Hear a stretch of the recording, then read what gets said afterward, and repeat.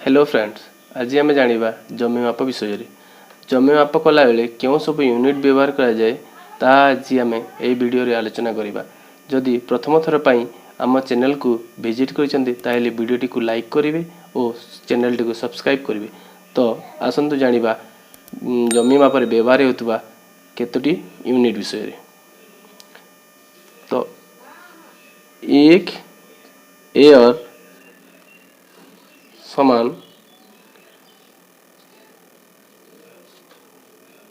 100 वर्ग मीटर। एक एयर समान केते 100 वर्ग मीटर। एक हेक्टर समान केते 100 एयर। तो एक हेक्टर समान केते 100 एयर। 100 एयर बा 100 गुणन 100 समान 10,000 वर्ग मीटर। तो एक हेक्टर को केते वर्ग मीटर 10,000 वर्ग मीटर। सेमती एक एकर को एक एकर समान केते 100 डेसिमिल। एक एकर को 100 डेसिमिल बा ताको आमे 25 गुंठ भी कहू हैला।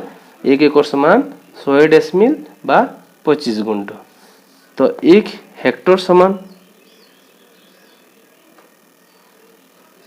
केते एकर प्राय